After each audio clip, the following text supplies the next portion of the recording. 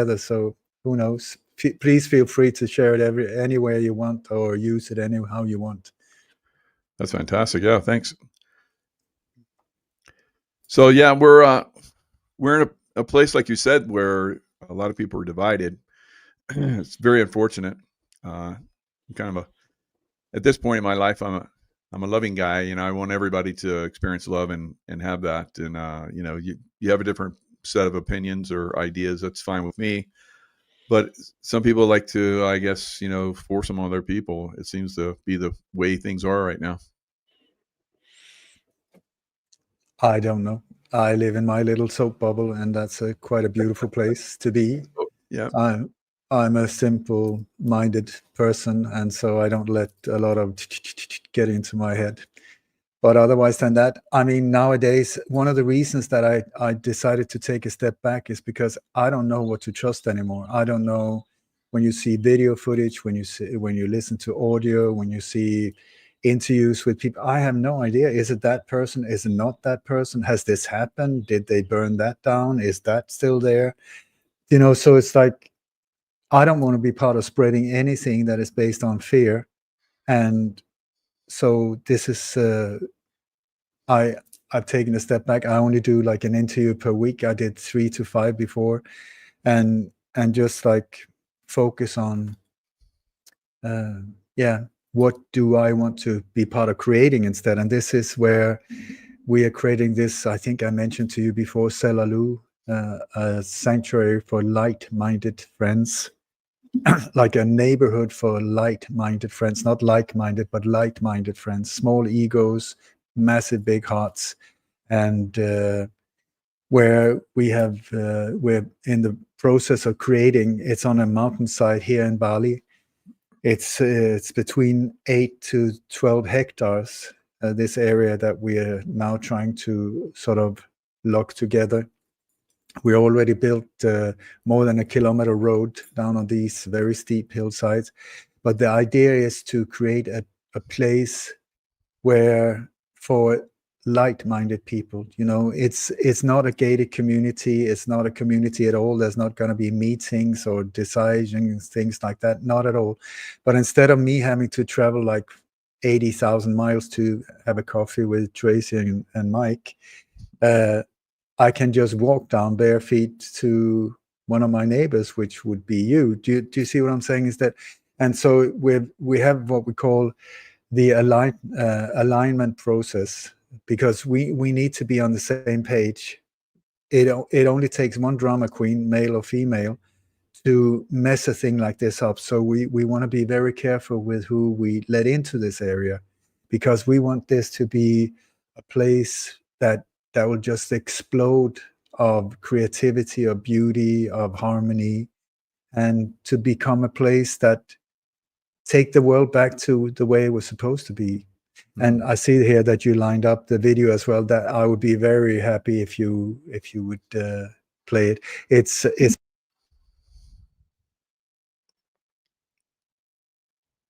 You muted.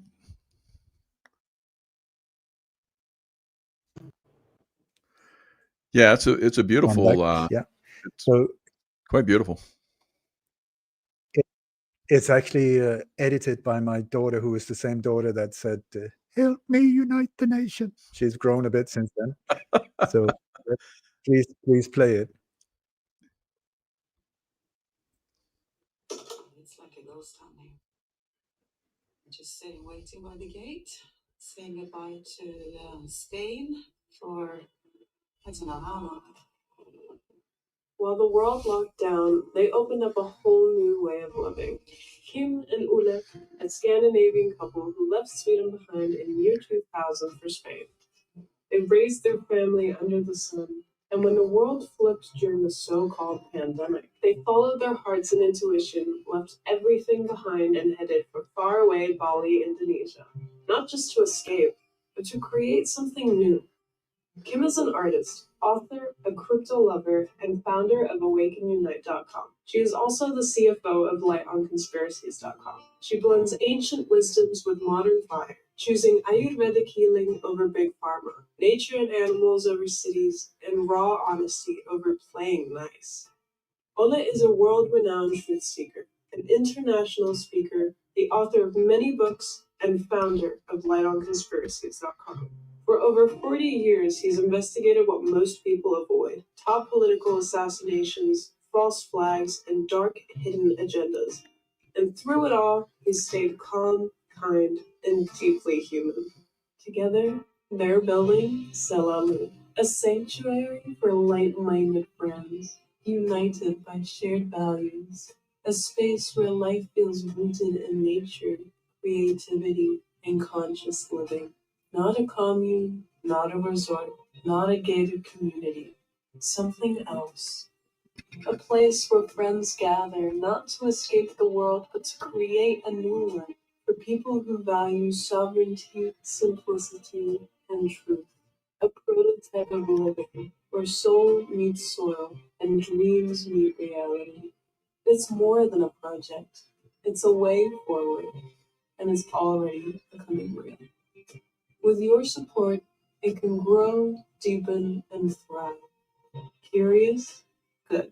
That's where all the best stories begin. Join the journey, support Selene. Make a donation today and help build the future that matters. And if you feel truly aligned to live this way, the door is open. And because Selalu is not complete unless it gives back, part of its growth will always support the land, the surrounding communities, and the incredible people of Bali. Giving back is woven into everything Selalu stands for. The world doesn't need more madness. It needs more Selalu.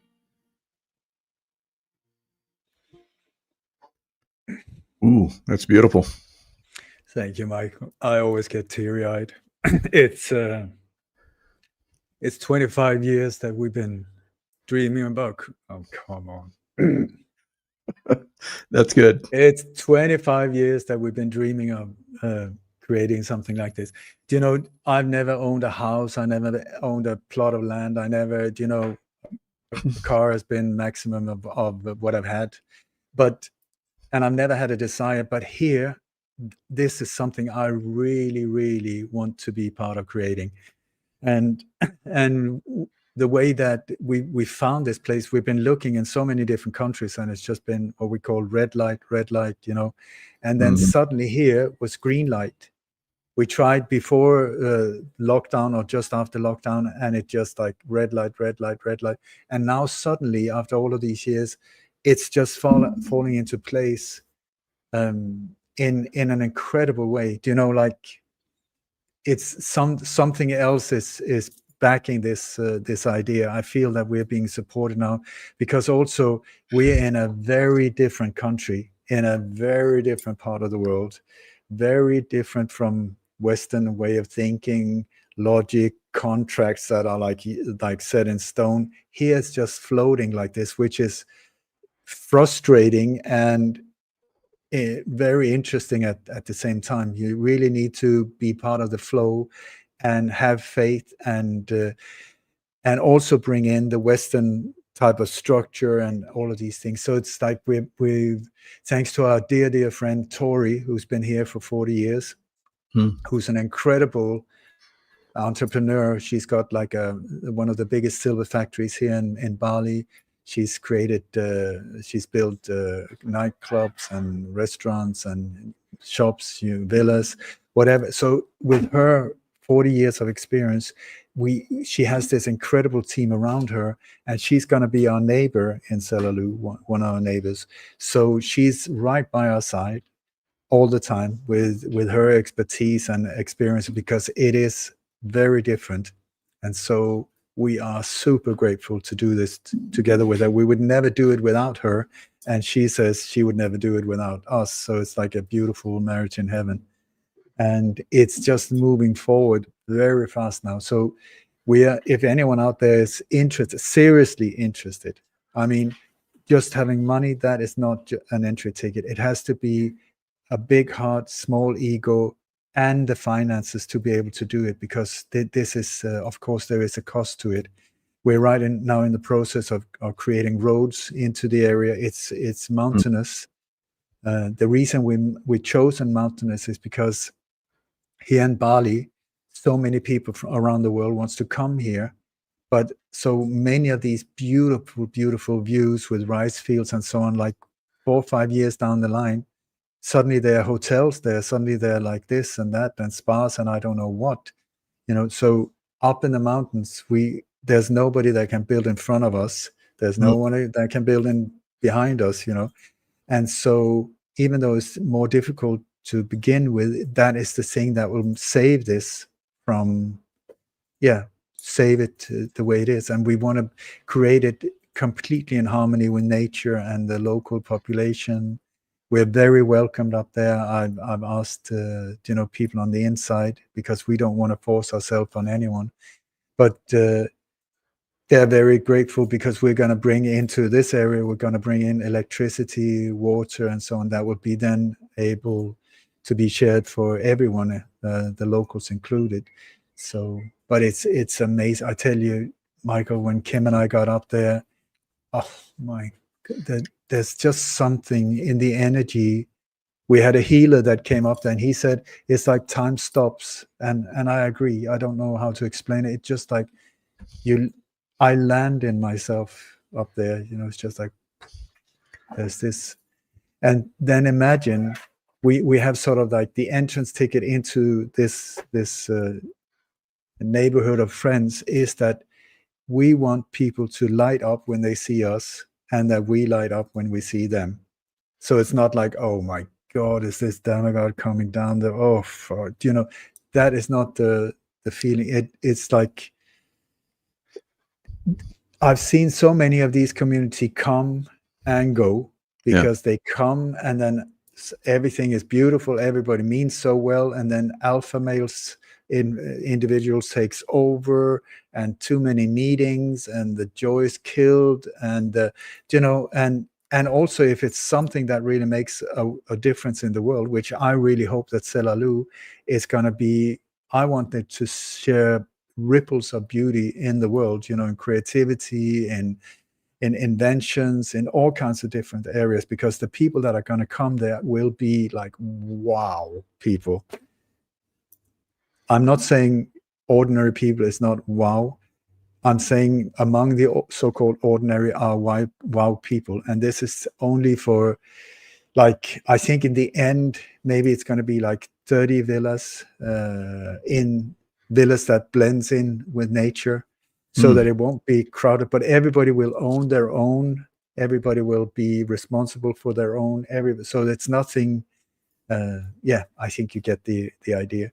But then there's also the possibility, because we're doing this together with a Balinese friend who's actually the landowner who's gathering all of this land for us. Amazing guy. And he has this incredible, I don't know how he does it, but he gets more land in areas where needed. So should this ever grow so that people maybe not stay in Selalu, but like 2 kilometers down the road or 5 kilometers or whatever, up in these beautiful, beautiful mountain roads. It's like, it's way out there, but it's still, the roads are beautiful and so on in the background. Then you have the mountain, of course, where we have to make completely new ones. But it's like Harrison Ford, I tell you, like when we got there first time, it was like with machete and chopping our way to even where Booty was chopping out like footsteps in the hillside, so we had something to step on. And then the vision we have, which is moving forward pretty fast, is very, very beautiful. And where we will have, there will be like a shala. We call it shalas here. I don't know what you call it, but like a place where we can gather like 150 people for like if you wanted to come and do a presentation or workshop or whatever. The dream also to have a music studio there, to get high level bands to come and be in that creative space. Also an art barn, and we will also have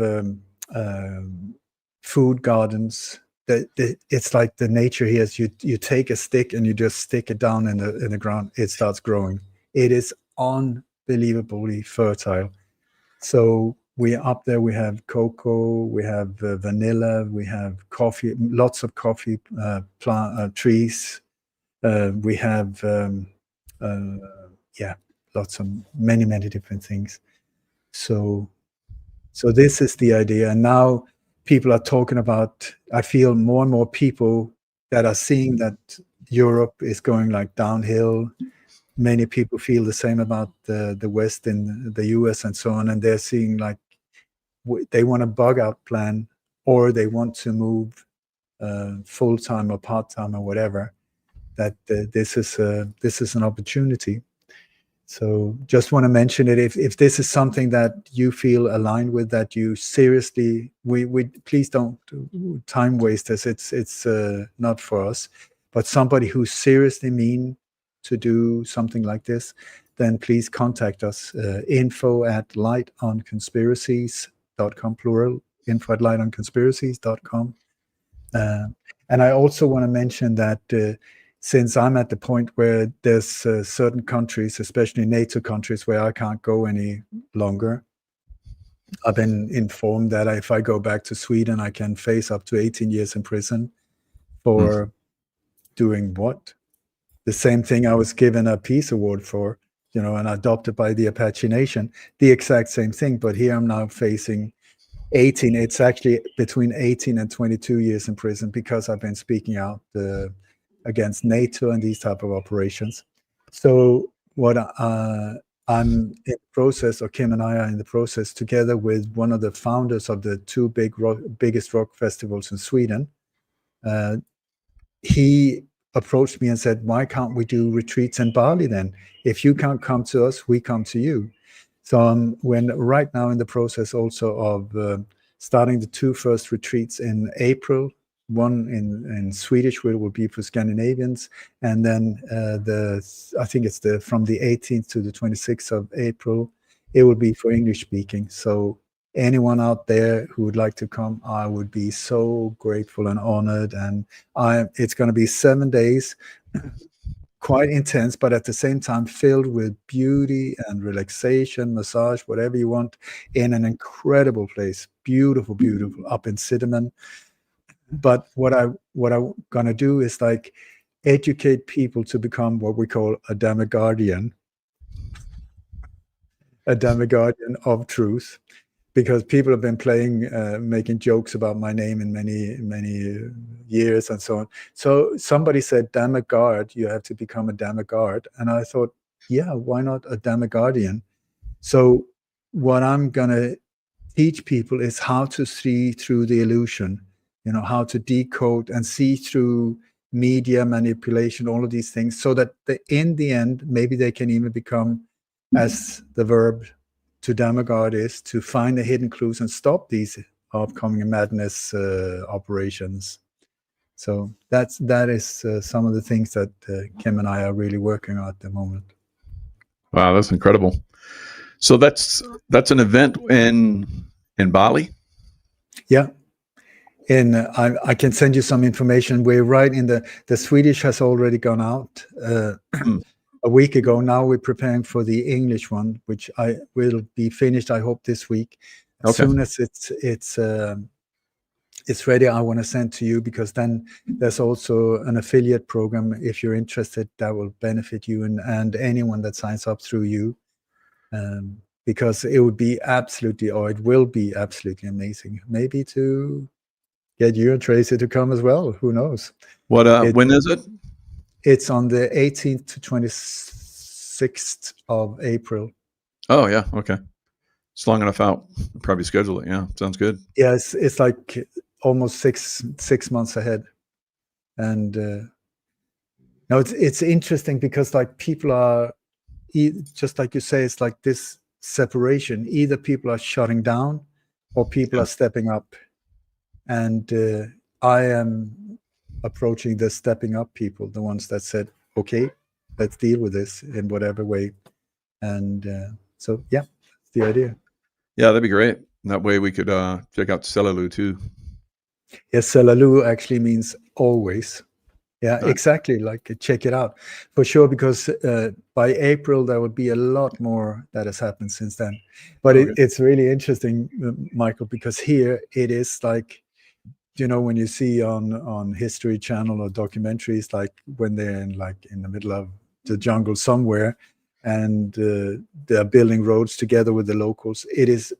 It's on that level where everything is done by hand, and shovels and buckets, but still, and with a spirit, very high spirit. It's like Budi, our friend that are helping us with all of this. It's always, whatever happens, he's like, enjoy the process, standing in the pouring rain in the middle of like mayhem, enjoy the process. It's really inspirational to be among people like that. Yeah, that sounds fantastic. So yeah, I'm very. We've talked about this and talked about doing events and stuff like that. So that's something I think we'd be very interested in. So we put the Excellent. link in the description box. It's also in the chat for you guys to look at it a little bit more detail. So when when you do get the English version of the event, then we'll post it and maybe do another show and talk about it some more. So that sounds great. Excellent. Thank you. Yeah, for sure. Wow. So yeah, the dream is getting closer. You've manifested it almost. Right. This is the thing, it's like, it's one thing to just look at so-called dark stuff and look at problems, but the dreams are very important as well. The dreamers are the saviors of the world, as the native Indians say.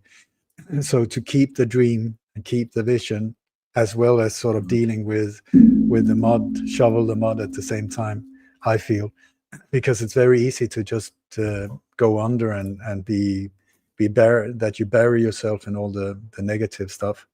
So this is how we try to do it. And for us to be on this blessed place on earth, it's just we feel, my God, it's time to do this. Yeah, I agree. And you have to do that, because our creativity and manifesting I think is coming into that realm where we've always dreamed that it would be like that, and I feel it's right on the verge. But letting go of the other things, they can no longer exist because we're moving into a low frequency and higher vibrational truths, and they can't be there. They just won't vibrate there, and they're either there's going to be a split, and there's going to be another world where all those people that want all the surveillance and the food that's compromised and vaccinations every day and whatever, people want that, and I think a lot of people are going that direction, unfortunately. But regardless of how much we try to enlighten them, it's just not happening for some people. So I think it's going to be monumental what you're doing. I hope so. And when I see the world, I see it, it's almost like how life is created. You got this one cell, and then at one point, for some reason, whatever, it suddenly starts going like that and divides, and bloop, there's suddenly two. And it feels like this is exactly what humanity is doing. Sort of like this whole thing with COVID was, and the masks and all of that was sort of like a major part in doing this. And now it's almost like we're there where we're separating out, which I think is better for everybody. Like people who want to be in fear mode, they really detest people like us. Yeah. They and just think we're mad or whatever. We have problems getting along also with a different view of seeing things.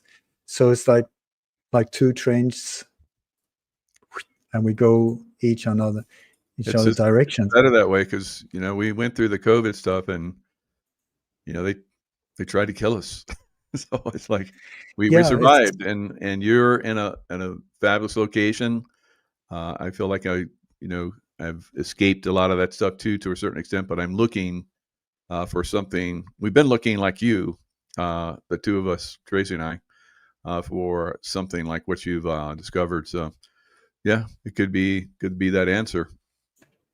Could be. I mean, I want to say Bali is not this postcard that many people have this vision of Bali.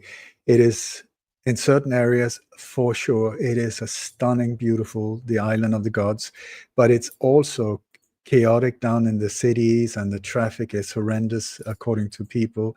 There are areas where Westerners would say this is dirty, this is, like this. So it's like, it's got it all.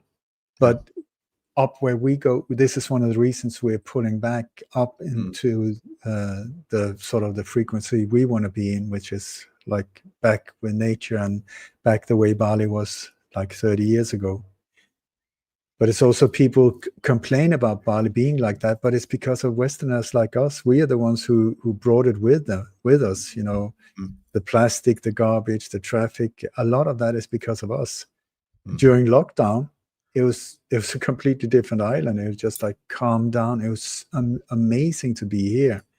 And then we Westerners decided, let's come back, and that pulled in the workers from different islands, of course. And so we're back into that. I don't know how it's going to go with this island now when the world is continuing going in this spiral. I think more and more people are looking in this direction for an escape. So I don't know. I really care for this island. I don't want her to be more raped than she already is. Right. Yep. So you had the world leaders come to the island a couple of years ago, and that was, I know, right? get the hell out of here. I mean, G. If you ask me, G is the Freemasonic G, and also G stands for gangster. So the G20 meeting that was here, right? I mean, I did not.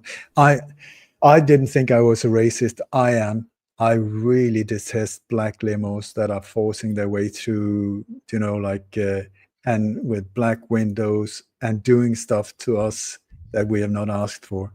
They can just fuck off, if you ask me. That is so. During these weeks when they were here, we even had like battleships outside, on the east coast of Bali here because they were here, and the vibrations were so weird. It was really, really weird energy-wise. Like the day they left, Kim and I we were gonna drive, so we drove down the highway, and it was on the scooter. And it was like, it was like this. And Kim was saying, "What are you doing? What are you doing?" It was like being in one of these disaster movies, like, I said, I don't know what the hell is going on, like that. Wow. And then we drove, we have this luxury of being able to get massages here, so we were going for a massage. And so we stopped outside this little spa type of thing, small spa. And there was this parking where there was a beautiful house, like a French colonial style. I mean, it looked a little bit worn down, and I thought, wow, that is a beautiful house. It could do with some TLC, but otherwise than that, it's a beautiful house. Like a project that somebody could put their teeth in. Anyway, we went in, we were on the massage board, and suddenly, and we went out, and the whole building had collapsed, just falling straight down. Wow. I mean, what kind of energies are that? It was just like weird. So I was so grateful when they buggered off. And after that, dear Mr. Hillgates, sorry, what's his name? Hellgates, I think, tried to introduce these modified like mosquitoes here, but we were able to stop that because was bad news. Yeah. No, they were going to release, I think it was it 10 million every 12 days of these GMO modified mosquitoes. That is, yeah. But we managed to get all the way up to the top of the government and the unions and in the also the intelligence age community, and with just within a few weeks, and then we managed to get it stopped. So thank God for that. But that's amazing, because and when I was in Florida, everybody didn't want it, but they still did it. And so what else is people new? really need to get more involved. We've been saying that. We say we the people, but how many people really get involved? Very few, unfortunately. Yeah, and it's not easy to do with these forces either, because just like you say, they just do. You know, we had what is it called now? It's not an election. It is when they check sort of the opinion of the people. What is it called? It is like an election, ballot but type something. Yeah, not.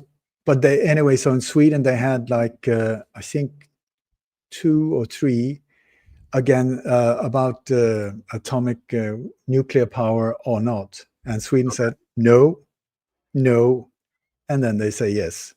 And it was like there was other votes like that. And I heard from the inside, they said, yeah, but we just continue. We just do another one until they say what we want them to say. Yeah. You know? And then people say, well, we voted for it. No, you did not. They just kept pushing, manipulating, changing, you know. So, yeah, we have to deal with these things in a different way. And I think one of the ways that we managed to stop it here in Bali was that I was part of getting international eyes on it, you know, so that the locals started, oh, whoa, this is getting a bit uncomfortable. Because normal people here had no idea what was going on. And the people in the local government, I'm sure, had no idea. They thought that it was, they even, Gates had a laboratory installed in Java where they were manufacturing and observing these horror creatures. And they said, no, everything is fine. We've done it for 3 years. Everything is fine. So I said, okay, so have you checked out with these gene modified mosquitoes, when birds eat them, have you checked like 1 generation bird, 2 generation birds, 3 generation birds, how this affects them? Because good point. Because this is like weird things in nature, and like, what about how is nature this when this bird or this mosquito dies and rots? Does it affect the ants? How does the effect, you know, because these gene modified mosquitoes, they within 2 generations, which is very fast, the normal they've taken out the normal mosquitoes, and there's hardly any mosquitoes here, you know. So imagine 10 millions every 12 days, and they were going to go on for I don't know how long, but we were like, this is what they're trying to do, if you ask me, is to weaponize nature so that we will stay in the cities, you know, where we were able to go and relax and recharge. That would become like a war zone with these horror creatures. And then with geofencing, keep the mosquitoes on the outskirts, outside of the cities, and so that you're safe in the smart city. Boom, like that. Yep, the 15-minute cities. They started with these mosquitoes in Maui. That was where I got. I was sort of informed about the first time, and then I saw, whoa, Maui and Lahaina, very similar to Bali, you know, nature-wise and real estate-wise, and so many different areas, and so many other places also. And so I thought, oh, when I saw that now they're going to do exactly the same here. Also in Florida is another one that they've been really targeting, also similar areas. So yeah, we just how to do it. We just have to improvise every time. Yeah.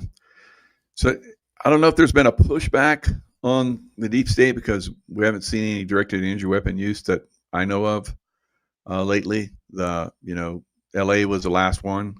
Seems like they were just doing it everywhere. And of course, Gavin Newsom was dancing around. It's like, yeah, we were talking to people in Lahaina, and we're going to like have the big money come in and buy it all up. And everybody's like, what? It's the hurricanes haven't been hitting, so they've been like going out to sea. It's like, wow, what is going on? Did they get some new counter weaponry or something? But it seems to be working pretty good, at least at this point.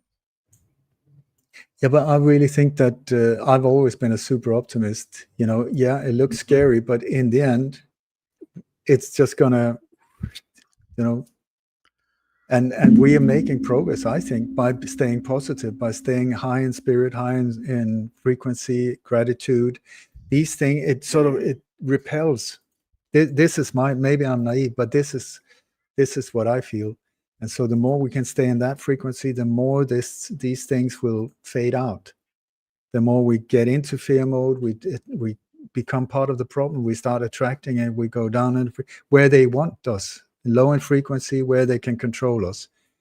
So at this point, I just feel we've seen enough, we've heard enough of all of these whatever. I mean, how much negative information or things about how horrible things are do at least I need. I mean, what would surprise me? Nothing at this point. So my task now is to stay high in energy and create something new, to leave this, you know, it's just like luggage. You have to let go of the suitcases of crap. They were needed for a while. We needed to understand all of this thing, and now let it go. And because I know for sure that I had some investment in this as well, you know, because of feeling that I was making a difference, of feeling that I was useful, and you know, like that. But now I just feel, okay, fine. At least I feel I've done everything I can for so many years. What can I do more? Now I can focus on lifting it. Instead of, so I don't follow any news. I don't listen to anyone about now this happened, now that happened. Because if you ask me, when I look, it's like 85% are false flag operations. Like I don't even know if they happened. Like so much of this mayhem is just, it's the one course, one route for all of this. Not the world is mad, not at all. This small little group are going berserk. And so don't give them the power. It's like in Raj Yoga, there's a very, very important one that has really helped me. It's like disregard the wicked. Disregard. Do not. Because it's like, as soon as you start interacting with them, or you start arguing, or you start debating, or you start fighting with them, they got you. They got you by the balls, and they play the game. They control it. But if you just let it go, I'm not saying don't see it. I'm not saying become a wuss and stick your head in the sand. But if you transcend it, it starts fading away. That's my experience. I agree. And, you know, you've taught us well. I've seen some of the stuff that was, I don't know if you followed the Charlie Kirk thing or not, but I said, I looked at that and I was like, that's all fake right away. You know, I've learned so well from you. I just looked at it, that's fake. I looked at, you know, the Trump assassination attempt, that's fake right away, within seconds after seeing it. I was like, it's fake. It's staged. But a lot of people got sucked into it. And I think you're making a great point. If you focus on that fear and that trauma, that becomes part of your life. And you have to learn to like look beyond it, above it, around it, you know, under it. Just get around it. It doesn't exist. Okay, that for me, that doesn't exist anymore. There's still people that are like, you know, going after it and trying to get more information. I'm like, I gave you guys all you need to know, right? And I had tons of views, and people were like, you know, so thankful. And I was like, okay, you can go down that road if you want, but this is my expert opinion. So I think you should probably listen to an expert. But you know, I said, yeah, it's false. It's a false flag. It's stage operation. By who? Was it a captured operation and then they staged it? I don't know. But regardless, it's time to move on. Were there good things that came out of that? Yeah. Were there bad things that came out of it? Yeah. But that's the way all these operations are. You know, we've been talking about this for years. I think the Charlie Kirk one is quite big, though. I think it saw it as a massive operation. I was like, whoa, this is on a whole different level. And I think that one of the main reasons for that was to introduce the next vice president of the United States. If I'm correct, that is Erica Kirk. that they groomed, or not Erica Kirk that Charlie Kirk was married to. There's several of these Erica, but Sure. the one that held the speech to the nation and it was on stage with Donald Trump, that woman, whoever she is being groomed as the next vice president, I think. Wow. So, and I didn't look at it, but there was a recent event, and J.D. Vance, who's vice president now, went and they did I haven't even looked at it, but they did an unusually long hug. So, and she's wearing black leather pants. She's still in mourning, right? She's wearing black leather pants. So, so they're unusually long hug, but so that's a very interesting point there. So they're getting comfortable with each other because they're being groomed to be the president and vice president. Wow. no, I'm not saying his new wife, or that I don't know. No, but I'm speculating. Mm-hmm. But do you know Snake Eyes? I'm sure that you've been dealing with the movie Snake Eyes in your program. Yeah, with Nicolas Cage. Okay, in that movie from 1998, there was this politician called Charles Kirkland, not Charlie Kirk, but Charles Kirkland, that was shot exactly the same spot by, and in the same movie, you got the boxer that falls down, and create the chaos. So the shot is fired. Whose name is Tyler, the executioner. Okay, that on its own are just like, what are the chances of that compared to what happened? And it happened on the 10th of September and so on. I mean, the chance is one like in a trillion. It's way out there, just that one on its own. But the actress who's sitting next to Charlie Kirkland when he gets shot, the woman in white, the actress, her name is Carla Luggio, I think.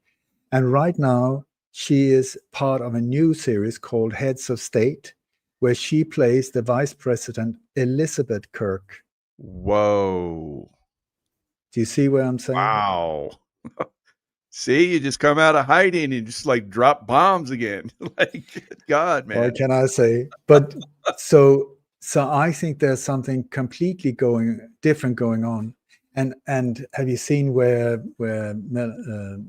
Melanie Trump, no, what's her name? Trump's wife and Melania, sorry. They go out and suddenly there are these super singers like Celine Dion. What is that? These two are doing these incredible songs together. Look at the whole stage. All of it is like Freemasonic, the whole thing. And above the stage, it says big letters, Vivo, V-I-V-O. What does that mean? It's Spanish or Latin, and it means I live. They're saying it all over the place that the thing is, nowadays with the technology, with movie making and so on, they could make it look like perfect. There would never, ever be anyone that could spot anything. It would, boom, he was shot, stone dead. Maybe it didn't happen, maybe it didn't, but what we were being served was perfect, that you couldn't. Here it's like so clumsily made, like real bad CGI, crap, blood stops mid-air, doesn't stain the t-shirt. All of it's made for us to see it. Otherwise we wouldn't see it. Right. It's made for us to start arguing with each other and all of these red herrings are built into the operation from day one. To make day one. Argument, yeah. So the whole thing is like they put out these things there to, like the camera behind Charlie Kirk, this the square type camera, that is like a hologram. Yeah. Okay. So right away, is it a hologram? Then you see people jump into the hologram. That would not work at all. You see they jump over the table and they grab him and so on. That would not work. So it's not a hologram. Then we see the shot in the head with the black pudding, whatever is coming out there. Mm-hmm. That would be like the new Zapruder movie. I mean, that is a historical assassination on a very high level. That would just be like a new Zapruder movie, a historical document that should be whatever. When I checked out, there's been more than 8 million downloads and it been stopped and uploaded again. Nobody has ever claimed credit for it. Who filmed it? Hmm. Who Point. filmed it? No, you never. And Kind of like, like the 9/11 aircraft, you know. yeah, but the 9/11 one, the one that we always see come in like Just sideways, like disappears this. into the Boom. building. Yeah. Yeah, okay, but that one, if you look at the angle, where was it filmed from? It's the location where it was filmed from. I think it was an Iranian dentist that said to have filmed it. He would have been having to stand out in the middle of the river, up on a high tree that was not there. The angle doesn't make any sense whatsoever. You cannot film from there. Wow. That's just one little thing I think makes, well, if you cannot, then how can you serve me this footage? Because it cannot have been filmed the way we're being told. And so it just goes on and on and on and on with these. And also, I want to say, like, if you looked at, please go to my website, lightonconspiracies.com, where you have Charlie Kirk 1 and 2. I made 2 of these. Oh, wow. Okay. Very detailed, because it just kept going. But also the whole layout of the memorial or funeral, not that he's ever been buried, is exactly the same layout as the boxing ring in Snake Eyes. And in Snake Eyes, you have there's these Freemasonic symbols, a lot of them. It was filmed at the Taj Mahal, owned by Donald Trump. And one of the characters in Snake Eyes is also it says so in the bio over this film. It says that this character, Leo Powell, was based on Donald Trump. That character was based on Donald Trump. And then in the whole thing, there's one eye that is sort of like hovering above the boxing ring, one eye. And next to it, it says Powell pays. So indirectly what they're saying, Donald Trump pays. If that's based on Powell, then it's Donald Trump pays. And the one eye, the whole thing is so packed with Freemasonic symbolism. Interesting. So you have that in these recordings? God, yeah, Like, very, very that detailed. shot right there is like very strange. It doesn't look like Donald Trump to me. Whatever it is, which one? Yeah, I know. There's several of No, them. but okay, you got like I have a photo of Donald Trump and Charlie Kirk and Robert Kennedy Jr. They're standing on stage, so they're standing next to each other. Right. Okay, that's a good. You can have like that shows sort of like the difference in height. Officially, Donald Trump and Charlie Kirk was the same height, 6'3", right. and Robert Kennedy Jr. 6'1". But here, Donald Trump and Robert Kennedy Jr. are the same length, and Charlie Kirk sticks up his head like this. Then you start looking at Charlie Kirk. You find out there's more than one. There's like, you put these faces next to each other. Yeah, they're similar, but that's absolutely not the same guy. One guy, the one that is mostly featured at Charlie Kirk, has very small teeth. Another one has quite big teeth. Another one is quite chubby and with a completely different nose.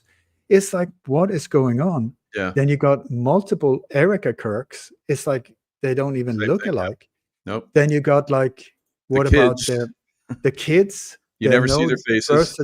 There's no birth certificates at all. Public, no public documents, no public names of them. I mean, I can understand if they didn't want to. I mean, we could just go, but two of us could like just go on and on. It goes on and on and on. Yeah. And then you see, where did Erica Kirk appear from? With her background, mother in Homeland Security and all kinds of cyber security and weird stuff. Her dad officially doesn't exist at all. And then you can find stuff about these people, but if you ask me, I don't even think that they're real characters. They're sort of like built identities, just like Barack Obama. Barry Soetoro, that constructed identities. And then this came to me today. I was thinking about this. Barack Obama, 2 basically gay men. And so a family, a real wife and husband, create 2 children, 2 girls, and they give them to 2 gay men to raise. I'm like, how traumatizing is that for those kids? I mean, what are you thinking about here? What the God? It's crazy. What can I say? The more I looked All into right. it, I when mean, you look into we their raised our world, kids. We loved our kids, and you see something like that, and you're like, how can people be like that? It's just maddening. I tell you, I've seen a lot worse. I've seen people rent out their kids into satanic rings and so on. Oof. Yeah, I mean, Yeah. so I mean, gay or not gay, that's not the important thing. It's like we're being deceived. That is the important thing. Heck you know? yeah. And Because it's on like multiple levels. 2 on gay men so with 2 children, they claim they were theirs. It's like, and they made them. It's like, God. yeah, Michael, sorry, Michelle, but at least be open about it. Like, yeah, I'm now the number one or whatever in the world in Transgender, the whatever. yeah, but I just want to say it. My real name is Michael. I'm very sorry if anyone saw it, but this is it. That's truthfulness. Then it's transparency. But I should have stood up and said, "Listen, guys, I'm very sorry. My name is Barry Soetora. I actually a CIA operative. I've been prepared for this for a long time. I go under the name of Renegade. My mission is actually to destroy the U.S. from the inside. But otherwise than that, vote for me. That's transparency for you. But instead, we're being I can handle presented that. with It's the truth. Okay. Good. it's the truth. It's the truth. It's like I always said, like politicians, they should be like Formula One drivers. They should have like, who are their sponsors? Then oh, this dude, oh my Good point. God, no. But Yeah. that one, instead we're being I'm going to deceived. And support it's that one. He's got, the Formula One. Oh, that's good. Yeah. it's this whole thing being deceived Right. that really is not okay with me. I say transparency, including myself, whatever, bring it on. Yeah. I will let me take responsibility for my upcoming, downcomings, shortcomings, whatever. Transparency. Is it comfortable? Absolutely not. Is it the way to go forward? Absolutely. Yeah.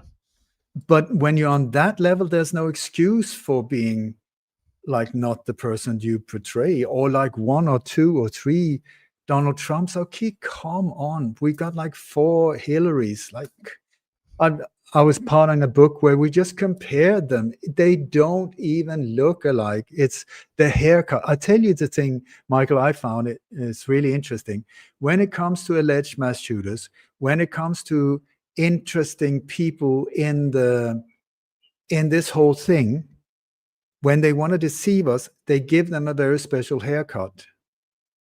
So that I think it's like we're so slow, or I don't know, brain dead or whatever. So we see that the hairdo. Don't you think that Donald, with his finances, could afford a hairdresser that knew what he was doing? I'm just asking. So his hair has been like that for a long time. But Right. when you look at it, you see the hair. When you got like comedians and stuff, all they have to do is put on a wig and then do a bit like this, and you start laughing. The hair. You got Boris Johnson. What is up with the hair? I was interviewed by Boris Johnson's former mistress. She was like his mistress for like 12 years, and there was a massive big scandal in England. She's got a show on her own now. She says the Boris that are there now, she doesn't know who the dude is. Never seen him. They don't even look alike. But we say, yes, they do. Then you got mass shooters. Look at how many mass shooters had like red hair or strange haircuts. And Hillary. How many Hillarys? Why? We just see the hair. And oh, it's Hillary. Is it really put there? One young, one very old, one with hips like this, one short, one. I mean, come on. How many different Michael Jacksons were there? It's like we're being played here. We're being played. I just want be honest with me, and then let's move on. Well, I mean, and of course, Joe Biden. That was the Joe Biden was the real one was gone long ago, but they kept putting someone else in, another person in, and one person could speak and one person's like just stumbling all over the words and falling down. It's like, just wandering around. It's like, what were they trying to do there? What they were doing, dear Mhm. Mr. Michael, I will come with a suggestion for you. Okay. Like how did Barack Obama, how did he enter in on stage? And then let's go to Joe Biden afterwards, or what Joe Biden is doing, what his role was. Okay, so you had George Bush Sr. That's a real player for you. That is a heavy, hardcore, brutal player in this world domination game. Oh yeah. With Operation 40, multiple what that man had on his conscience, wow, together with Henry Kissinger, that's pure monsters for you. Mm-hmm. Then you had a joke, which was George Bush Jr., Mm-hmm. Didn't know what he was talking about, drunk driving, playing golf. He was put there so that dad could continue business as usual. Okay. Mm-hmm. So what they needed after that was they needed to amp up the game. I'm talking about the same power structure behind the scenes. It's not left or right or Republicans or Democrats. It's behind the scenes, if I'm correct.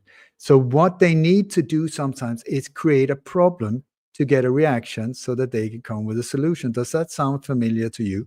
So suddenly you had Boy George turning into this warmongering madman, so people like, oh my God, what are we going to do? Something needs to be done. Problem, reaction, solution. At that time, while all this madness was going on, I tell you, I don't know very many people that could even imagine the president being black. Now it's natural. It was not. It was not in most people's mindset. So what did they do? They made a series called 24 with Jack Bauer, with Keith Sutherland, where he was this FBI agent for the president who was black. Beautiful man, beautiful voice, beautiful values, beautiful, all of it. I mean, if you didn't fall in love with that president, I don't know what it would take. Mm-hmm. So in on stage, into our mind, I would say the first series of 24, where suddenly we started, oh, yeah, why not? At the same time, we had this white madman doing all kinds of horrible stuff in the end. Boy George, Jr. here, just going completely berserk. That was, if you ask me, create a problem, make him do all of this weird stuff so that we go, oh my God, and in come the solution.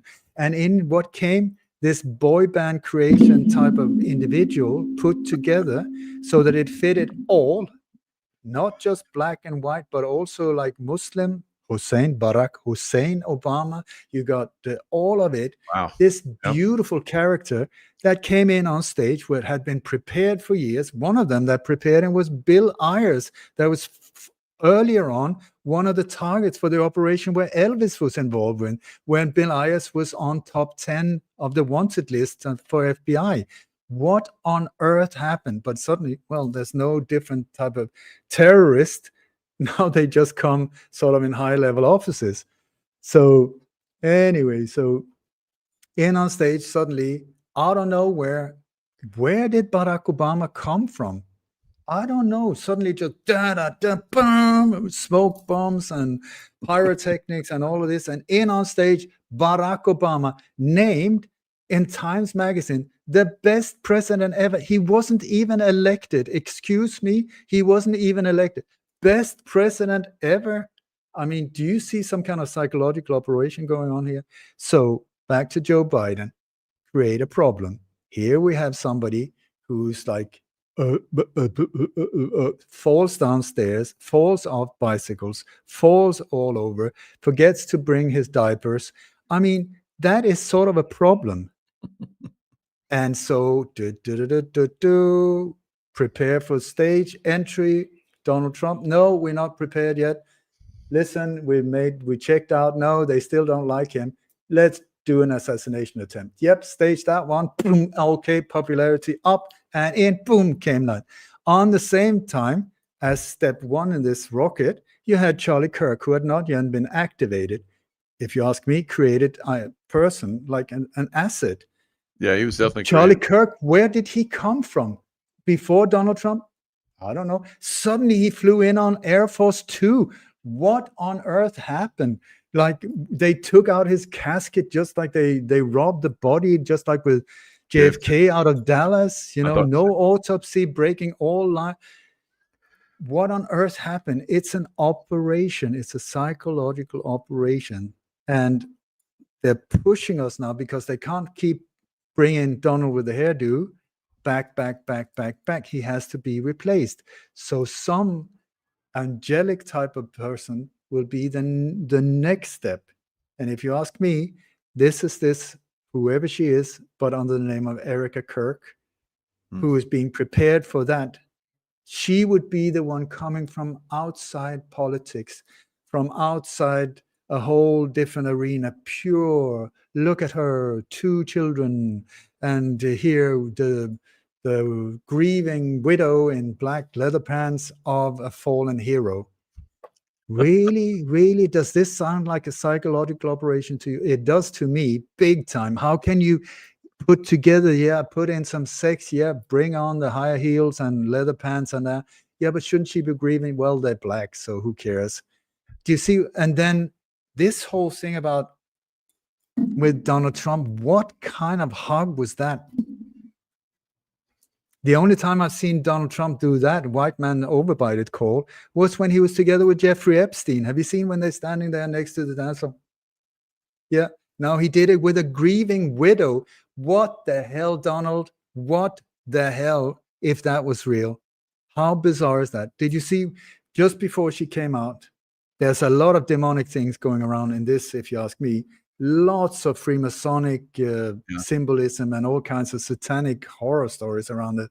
But anyway, so when Donald is standing on stage and Erica comes in, first you have red light from above, and then that turns into like a golden halo. So first the satanic red, and then they shift it into this golden halo, and he brings her in and she hugs him like that and do that whole thing. And then he says, look at them, how much they love you. And she goes like that. I tell you, yes, it means love. And I'm going to check out, when did this turn into love? I mean, even Gene Simmons and Kiss does like that. And does he mean love? I don't think so. It's the devil's horn like that, but they mask it a bit like that. What the hell is that? Do you know, like when I gotta admit, when I was like, it's kind of cheesy. Yeah, the tears don't seem real acting. But when she did that, I was like, oh, really? In front of everybody? And then did you see how she just melted into Donald Trump? Like, oh yeah. It's like, that's not normal. And he went to that one. It's not normal. It's bizarre. It is freaking bizarre. Because please notice, what are they telling us? This is the thing. They're showing us. They have to show us.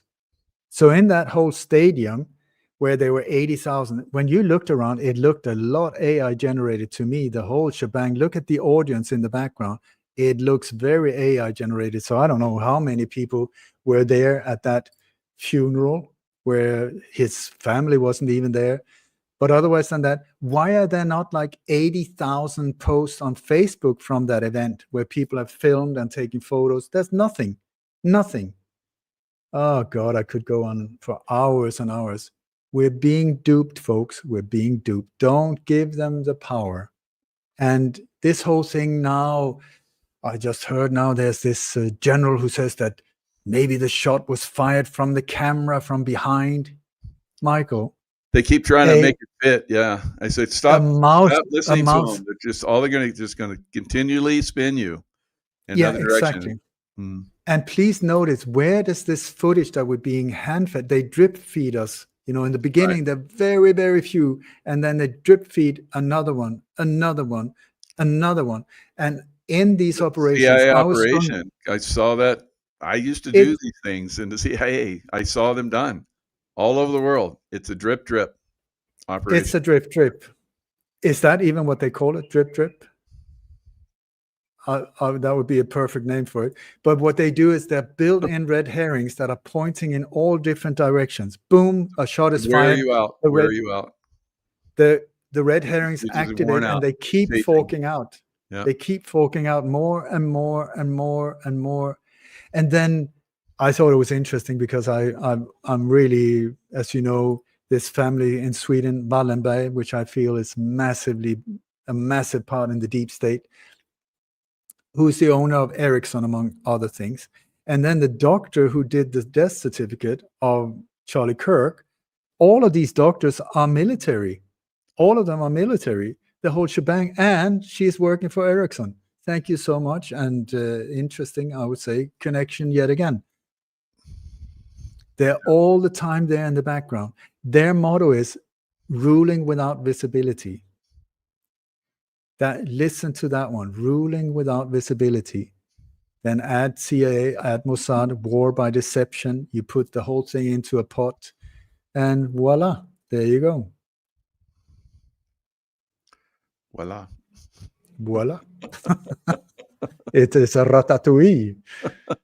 Oh, Michael, do you understand why I sometimes feel like, yeah, so what are we going to make instead? This is getting pretty ridiculous. So why focus on it? Why even give it? And I've stopped listening to everything. And I think because you do no, have a because, key. You stop.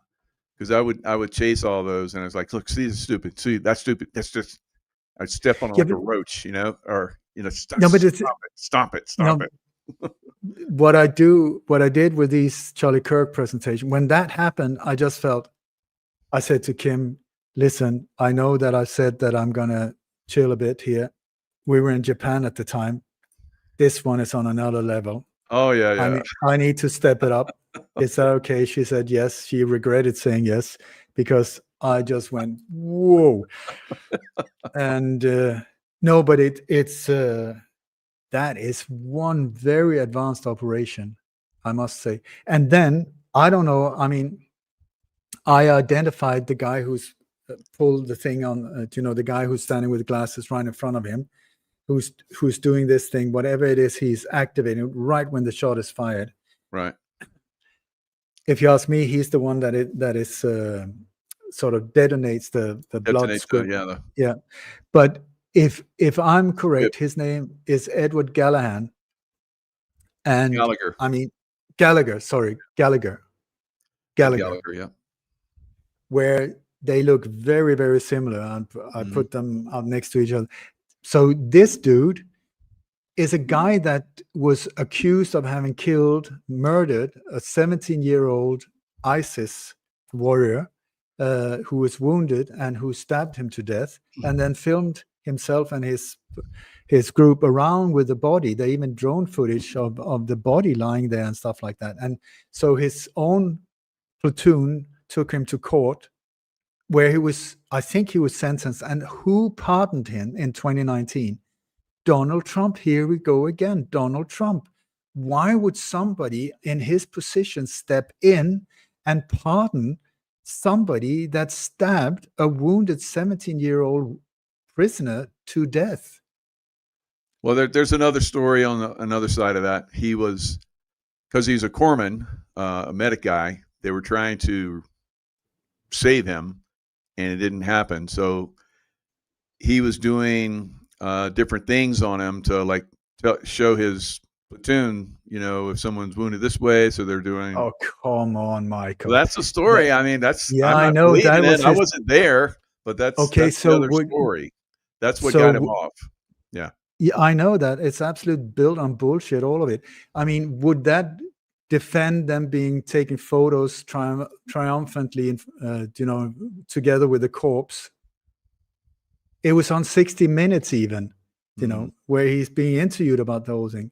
But the other guy, if we're correct in identifying him, the guy that stands to the right of Charlie Kirk with the glasses, it's hard to say for sure because most of this footage is a bit blurry, but it looks a lot like the new head of Secret Service, Sean Curran, like that. So here we have somebody right in front of Charlie Kirk detonating the blood squib, also being part of carrying him to the car and then going to the driver's seat, on the side of the driver's seat, boom, meaning one of the key of, not one that just, was there carrying the body, but was actually part of the whole thing.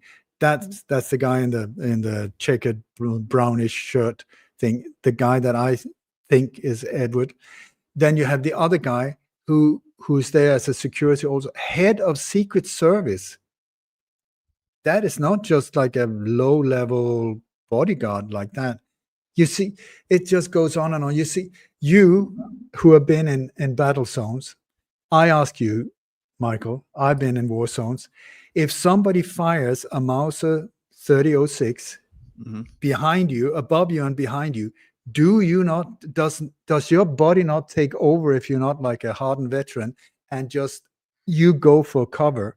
And then the first thing you would do is turn around and look from where the shot was fired. Is that not a natural reaction? Yeah, that's a natural reaction. Yeah. Okay. So here we see, boom, shot is fired. No reaction in the crowd whatsoever. And then they start lowering. Nobody looks in that direction. I call bullshit on steroids yet again. Then you have like, I think they had crisis actors in the crowd. There were people that were there that didn't know what was going on. They always have that. No. All of them. You think the whole kit and caboodle? That's what I thought with Trump. So I wouldn't put it past It's the same crowd. It's called Crowds on Demand. It's a company called crowdsondemand.com. Crisis. You can rent crowds. What do you mean? What do you need? 40 people, 400, 4,000. Yep. Yeah. And then you rent them and they fly them in. We'd take on cruise ships. We'd have these people that would come in. They were all military though. And then they started taking it out. Disney got involved with it, built towns for us, all kind of crazy stuff. So I rest my case. But I tell you, when you look at the crowd at that place, because there's one thing that I look for is like Fletcher Prouty, one person that I really admired. He was in Black Ops for many years. He's the Mr. X in the JFK movie, and he became a whistleblower after the JFK assassination. I learned so much from him. He said, when you look at these operations to find out what actually happened, don't look at what happened, look at what did not happen that normally should have happened. And so we see all of these natural things that doesn't occur. That is a dead giveaway of something fishy going on. And so, for instance, why are there not like 4,000 photos from this presentation of Charlie Kirk? I mean, people take photos of their hamburger and put on Facebook. Why are there not all of these, from while he was talking? Where are all the cameras? You don't see any of them except right in the front. Then you have the reaction, the way they reacted, completely odd towards, or if you compare to how normal people would react in a situation like that. You can see also when you zoom in, if you know what to look for, you can see that there are people that are controllers of the crowd that are going like this, and everybody dives. It's the same crowd, more or less. It would not surprise me if it was the exact same crowd as when the assassination attempt on Donald Trump. Exact same crowd, all of them white. There's more or less, there was one black. Because I know David Rodriguez, he had people that were there. So I think there were still sprinkled people that weren't for sure part of it. Yeah. For sure. But they were for sure. If everybody around you is going down and they're like screaming, you're gonna be like, whoa, and then you're gonna get sucked into it. Yeah. For sure. You see the bodyguard, the bald, heavyset guy with the glasses. He was sort of, if you look at Charlie Kirk, he was to the right. Shot is fired. He doesn't even flink. No. He doesn't I flink. said the same thing. The bodyguard guys, they didn't react right. They were already not at all. They're already programmed what they were going to do, and they reacted. Now you talk about the hologram thing. There was one shot, and I pointed this out, where a guy jumped through a table, and it was like, there was a table that fell, and a chair. He jumped through it. The chair and the table does like this, go in and out. It's CGI. It's CGI. Right. So inserted, or it was a hologram. They messed or with something. it. But I mean, the thing is with these type of things, you have to ask yourself, who controls the crime scene? Who can control the evidence? Who can control media? Who can control the police coming or going? Who can control that there's no ambulances? Who can control the crowd? Who, you have to ask yourself, who can control the autopsy? Who can control all of these things? And you will see that here nothing of the what normally would have happened. Instead, it was being controlled. Who has that Stage power? event. Whether It's a people want to big, accept it or not, I know there's yeah, people but that not only knew people that were staged, there, but it was staged. Yeah. just like you say, Houdini, you know, he made elephants disappear, and everybody's like, "Oh, they disappear." They just changed the stage so that they were in a different angle, but they were still there. So people don't want to accept that it's a possibility they could be fooled. They were. So it's the whole world to a certain extent. But I pointed out, you know, you get shot in the neck like that, it's going to blow a hole so big, and there's going to be blood spurting like crazy.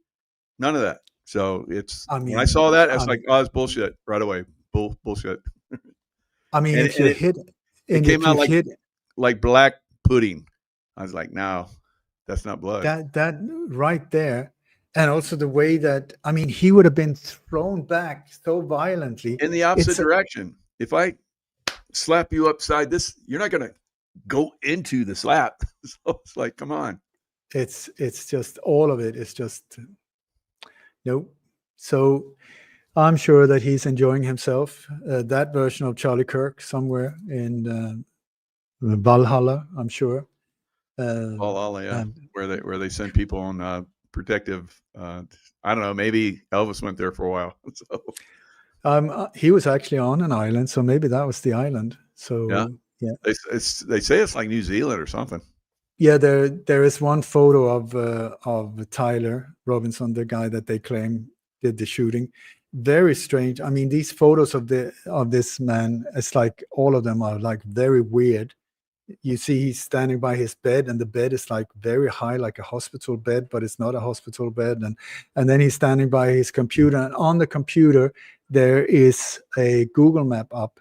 And when we zoomed in on that Google map, we managed to find where this Google map was from, and it's from an island in New Zealand called Goat Island. I mean, they love the goat as well. We're back to the satanic thing. So it's called Goat Island. And on that Goat Island, there's like an 8-minute drive to a place called Valhalla, which is a Danish retreat.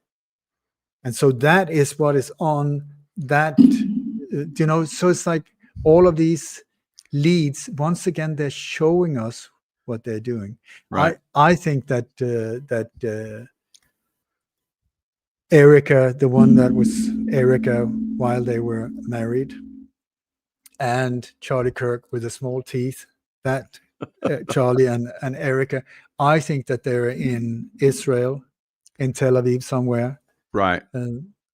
Being invited by Benjamin the Monster Netanyahu beforehand. I mean, that on its own, how can they be friends? How can they, you know, like how it makes no sense whatsoever.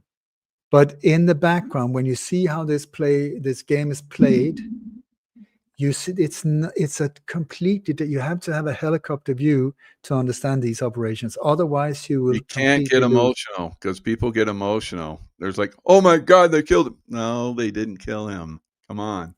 Just take a breath and start to look at everything, and you'll get it. Because there's other guys that have looked at, I'm not going to name any names, but they were pretty adamant. And I was like, yeah, here's this, and this. And, you know, you want to believe what you want to believe. And now they're starting to shift. Yeah, exactly. It's like, but Michael, you've been to war zones. If somebody was shot in the neck, I mean, this is not a place where there's not blood. This is one of the main arteries up on the throat. It is like a massive blood that would also pump out, and a hole from a 3006. I mean, if it's hit in the head disappears almost. It's a powerful gun. It's a hunting rifle, and it was in both world wars. I mean, so that on its own, and then you have, when you zoom in, you see the t-shirt doesn't even get white. When you zoom in, when they start carrying him away from the table, his t-shirt is white. When they carry him to the car, the very same people, I would say, that was the center of this operation, the ones that went and left in the car, except for one that stayed and filmed the whole thing from the side. Otherwise than that, there's no blood dripping all the way to and into the car. Come on, that on its own, it's a dead giveaway of nothing happened. Yeah. And then you go to charliekirk.com. It's still in present. They haven't, I don't know now, but like a week or two after it happened, there was this, we're very sorry Charlie has passed, but otherwise than that, the whole website is still in presence. Charlie Kirk is the founder. He is this, he is that. You had at the funeral, there were several people there. What was his name? Reverend Rob, what was his name? Rob Davis. He also a military in the back. There are militaries, all of the, and I saw Candace Owens, she was doing about Turning Point. She said it was so amazing because it was almost like a military operation. And then now she's looking into it and she's finding, whoa, all of the key people are connected to the military. We're being duped. That's what I'm saying. Don't buy into military it. Operation, yeah. We're being, the whole thing is a massive, big psychological operation. I was on a show in England, James Delingpole, and he interviewed Charlie Kirk some years ago. And he said it was very strange because this charismatic person that he had been told about, oh, he's on the uprising, he's like all of this, and then he met this Charlie Kirk, timid, was like he was just reading out of a script. He was sort of like, and so I said, which one was it? Was it the one with the big teeth or small teeth or the one with the wide nose? Because he was in England. Charlie Kirk was being launched in the US, I would say. But maybe they shared sort of like, okay, you go there, you do, it's at this point, it's low key. So just do whatever. So he did an interview with Charlie Kirk, but he's like, who met him and then who saw the assassination. He saw my presentation. He's like, I don't know who I met. I'm not sure. And you know, so it's, I've been to, like when there was a mass shooting in Copenhagen, there was this film director that said to be shot who tried to intervene and was shot by the terrorists, two Palestinian, or one Palestinian guy, Palestinian, and not at all. But anyway, so he was dead. And then I did a presentation. I went straight to Denmark when it happened. While this whole thing was still going on, police, military in the street, I was taking groups around saying, listen, this is what I think. Shit's scary. But anyway, so I pointed out all of these things with the military in the background. So I also did a presentation at the Open Mind Conference. And at that, from the audience, this guy came up to me and he said, listen, I was this film director's best friend. Is he dead? And I said, are you asking me?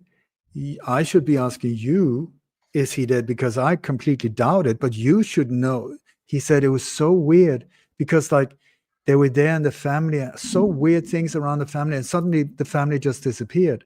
And then I found the same dude or somebody that looked almost identical with the same name moving into almost the same address 3 years later. I mean, the arrogance. He was on Facebook for a little while, and then his sister just said, ooh, is this clever? Boom, it was taken down again. It's just like, you know, what was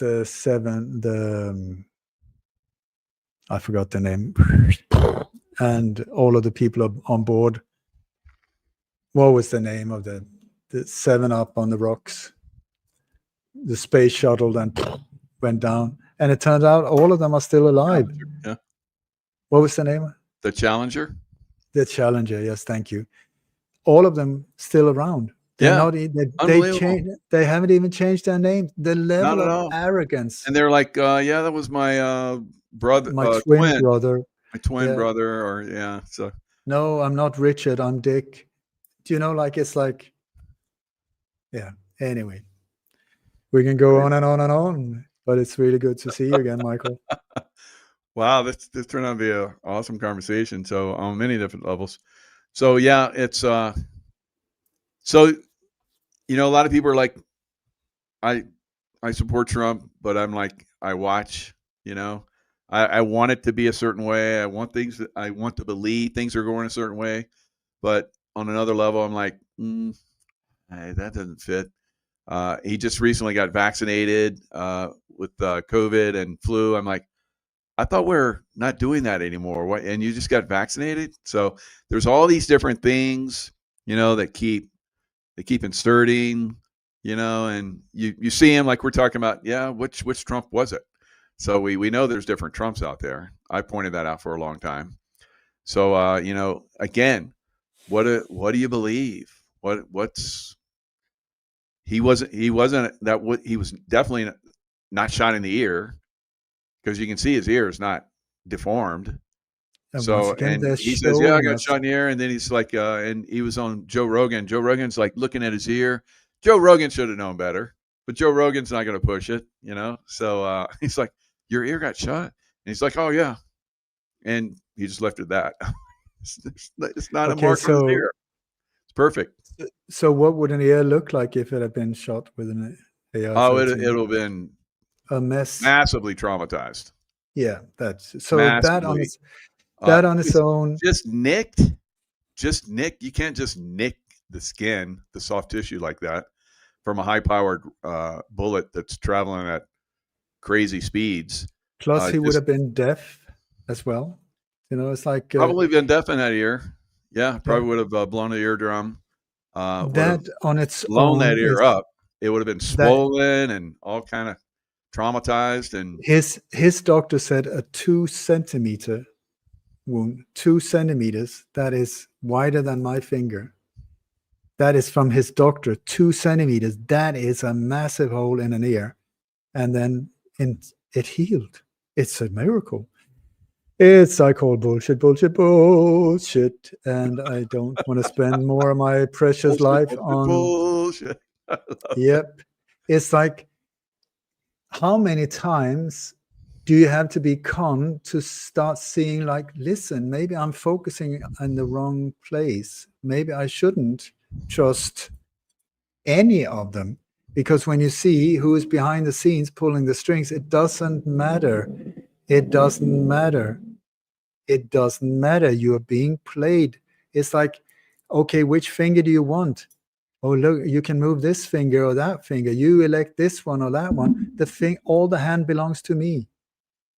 So, yeah, I would strongly say I've listened, I've said it before, to what Donald Trump has been talking about, maybe 8 minutes in total in my whole life. I don't listen. Joe Biden, maybe 3.5.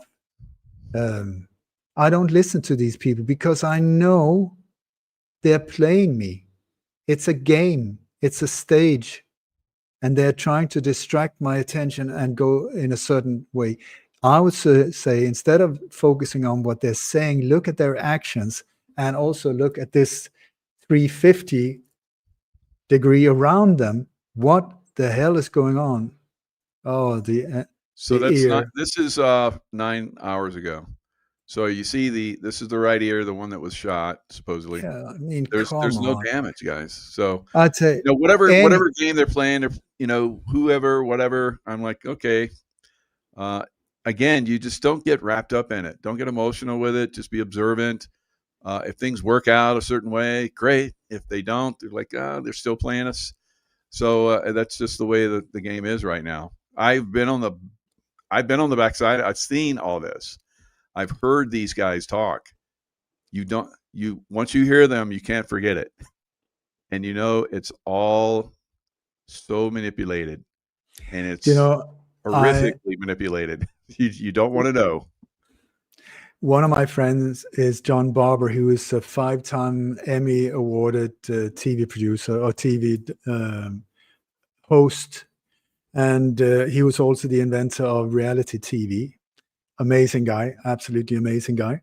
I asked him one time, because I was very confused, because I saw these people that were in a certain way when the camera was on.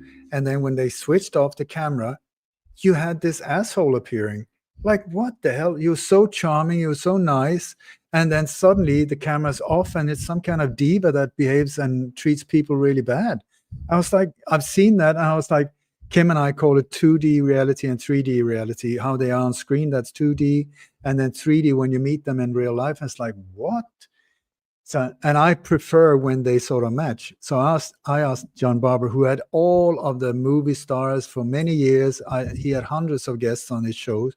I mean, Kirk Douglas and you name it, all of these, Burt Lancaster, all of them. And I said, have you ever experienced anything like that? And he said, with everyone except for two, that they are camera on, one type of personality, camera off, a different one. So every time, whatever we see, it's when the camera's on. We don't see how they are when the camera's turned off. But that's where the real truth shows itself, I think. So this is where we should try and find out. Yeah. So for me, it's very confusing, Michael, that how anyone can trust in Trump after being played. I mean, just the ear thing, just that one, that shows you he's a con man. He is very obviously lying about his ear. If he's capable of lying about his ear on that scale to the whole world, could it be possible that he was not truthful with other stuff? And like I said before, I'm not into politics. I don't listen. I track down criminals. And what can I say? I wish for the best as well. Yeah, absolutely. And I'm like, well, maybe they're playing us because of this, and I'm like, okay, maybe, but I just keep an eye on it. Just you can't get wrapped up in it. Same thing. But you see, like you're saying, that was a lie. I know because I've been in situations where sometimes you have to lie. So I don't like it, but it is what it is. Maybe it's like that so that they could take out the bad guys. I don't know. So that's what I want to believe, but I'm very skeptical sometimes. Like when I just talked about the booster and because that's gonna make people think that it's okay to still do that, and it's like, come on. But who was the one promoting the vaccines back in 2020? Right. Trump was massively promoting it. I mean, and just brought in a bunch of the people that were involved in that and said how great they were. So you got to look at it all, guys. I know, right? You got to look at it all and go, it's just too much of that. Listen, life is simple. 1 + 1 = 2. If you don't lie, it's simple. If you lie, it's a different ball game. And good point. Okay, maybe you have to lie to get the bad guy, whoever the bad guy is. I mean, what does that even mean? Right. I'm a bad guy for the people I'm exposing. You know, what is good, what is bad, what is a terrorist? It's somebody who's on the other side of the opinion of something. They're the terrorist. On the other side, they're the terrorist. I mean, what does that even mean? But it's like, when it's really hurting people, that's when I react. And here we have somebody in a key position when it comes to the whole world and its future. So I think, come on, be transparent, be honest, show us who you are. Otherwise, do not be there. Don't be taking this seat that should be very sacred for somebody who means well, if you believe in that. But I mean, that is what we've been presented, that this is the one that would lead us out of this madness. Well, I'm sorry. I think the one you've been waiting for is you. The one I've been waiting for is me. Take the power back, not in a violent way, but take it back. Stop believing all of this. Don't trust your eyes and ears. They will be the ways that they will trick you and make you confused. And it's called mind control for a reason. They can get in there and mess with your mind. The thing that should be guiding you is your heart. Be the light, just like Michael has on his t-shirt. The heart is not easy to manipulate. That's the one. You know it. Yeah. You know it in your heart, even though you so want to believe your mind. In your heart, you know, that's not true. That is not true. This is true. That is not. The more you start listening to that, but you have to quiet this one because that one has a tendency to just spin. But the more that one goes quiet, the more you start listening and can hear this very silent whisper, follow that whisper, your life will be better. And the life around you for other people will be better as well. Let the heart be your guide. That is the one, I think so. It's so perfect. So beautiful. So beautiful. Now, I don't know if you're up for it, but last few minutes, let's go with humanity's hero. I tell you, I was crying my eyes out. I was so touched. It was at a retreat here in Bali, and there was this woman who came on her own from Stockholm, flew to go to a retreat with my spiritual teacher, Nelanie Chelaram. And I was like, how did you know about Nelanie? No, she had heard me mention her 100 times. So she thought, oh, so she signed up for that. And anyway, I was giving a speech there. So she said she wanted to meet me. And anyway, so she and a friend in Stockholm, her name is Johanna, and Stephen had composed this song called Humanity's Hero and was giving it to me. I mean, my God. Oh, yeah. So thank you for wanting to share it. Yeah, it's beautiful. So, I mean, there's what better way to share with somebody that you care about than making a song for them. Really nice. It's in my Dropbox up. See if it'll play now. There we go. In a world of shadows, he walks with light. Sees the hidden truths in plain sight. In Bali's calm, he finds his peace, seeking truth that never ceases.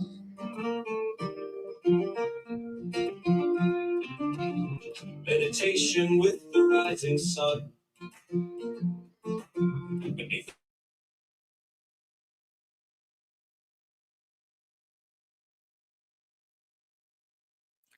I think it stopped. spirits are written. Eyes wide open, never dim. Through the agenda, he sees them. A seeker of truth in every flight. Humanity's hero shining bright. From the island's breeze to city's roar, he knows what's hidden at the core. Loving humanity with all his might, a beacon in the darkest night. He feels the pulse of global schemes,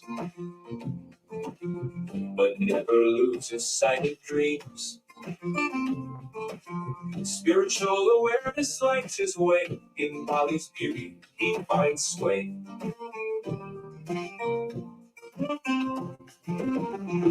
His path he treads so bold.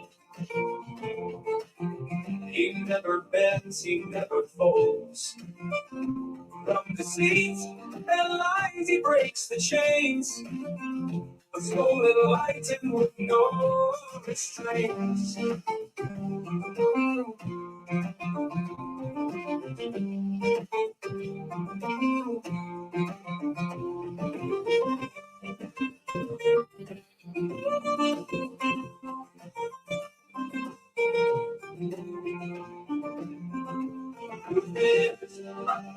He treads so bold. He never bends, he never folds. From deceit and lies he breaks the chains.